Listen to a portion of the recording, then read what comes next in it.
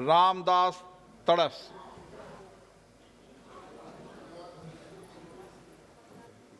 मेरे संसदीय क्षेत्र वर्धा लोकसभा वर्धा शहर में स्थित रेलवे उड़ान पुल विस्तारण के काम बोलकर भी माननीय गत मंत्री अनेक टेबल कर वर्षों देंगे। से प्रवृत्त थी।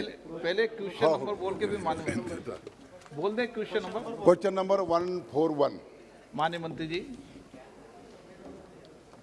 माननीय सदस्य। धन्यवाद अध्यक्ष जी। मेरे संसदीय क्षेत्र वर्धा शहर के स्थित रेलवे उड़ान पुल विस्तारण की मांग गत अनेक वर्षों से प्रलंबित थी। उसे केंद्रीय मार्ग निधि योजना के तहत स्वीकृत करके सामान्य नागरिकों को राहत मिली है। इसलिए सर्वप्रथम मैं आपके माध्यम से भारत सरकार तथा माननीय मंत्री जी का आभार व्यक्त करता हूँ। इस उड़ान पुल का निर्माण कार्य केंद्रीय मार्ग निधि योजना के तहत 1 अक्टूबर 2016 से प्रारंभ हुआ है, लेकिन अभी तक यह निर्माण कार्य पूरा न होने के कारण सामान्य जनता प्रवासी परेशान है। कार्य जल्द गति से पूर्ण करने के लिए सरकार क्या कदम उठाएगी? माननीय अध्यक्ष महोदय, सम्मानीय सदस्य ने जो बात रखी है वो काफ़ी तथ्यांश उसमें है। इस प्रोजेक्ट में देरी हुई है। ये वर्क ऑर्डर 1 अक्टूबर 2016 को दिया गया है और इसकी डेट ऑफ कंप्लीटेशन जो थी वो 30/9/2018 थी।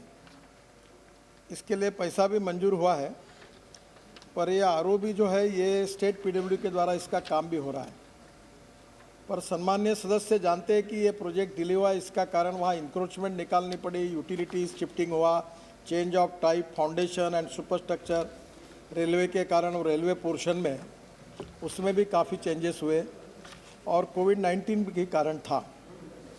पर सम्मानीय अध्यक्ष महोदय, एक बात जरूरी है कि आज भी एक ध्यान में इसमें बात यह आई है कि जब आरओबी बनाते हैं तो हमें रेलवे से अप्रूवल लेना पड़ता है और अभी जो परिस्थिति है उसमें 82 आरओबी का काम देश में ऐसा ही पेंडिंग में पड़ा है, काफ़ी डिले भी हुआ है।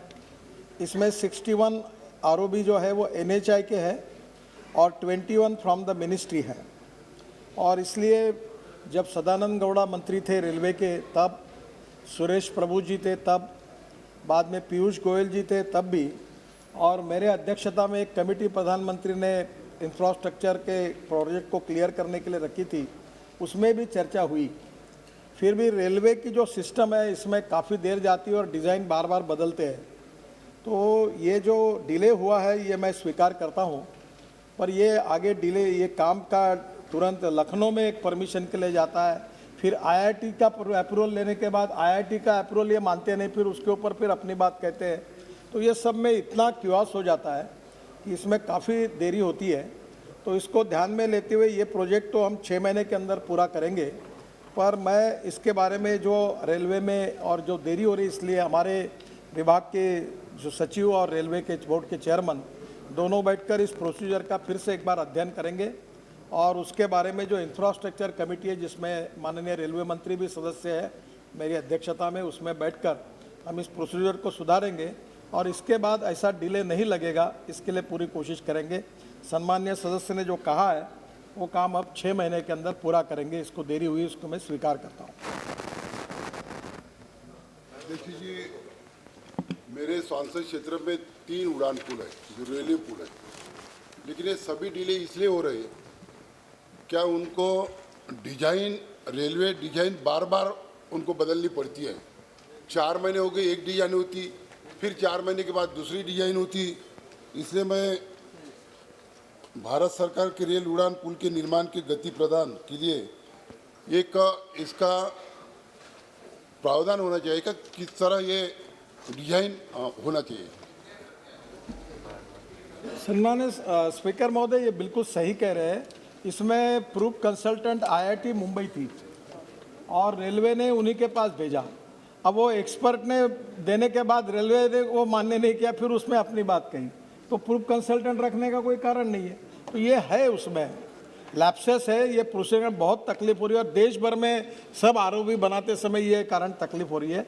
हम इसको रेक्टिफाई करेंगे रेलवे मंत्री जी के साथ, और मैं खुद आज घोषित कर रहा हूँ, और ये भी करेंगे कि इसमें ये डिले की भी इंक्वायरी करेंगे, और इंक्वायरी में अगर कोई दोषी होते होंगे तो उनके ऊपर कड़ी कार्रवाई करने के बारे में भी हम लोग निश्चित रूप से ये करेंगे।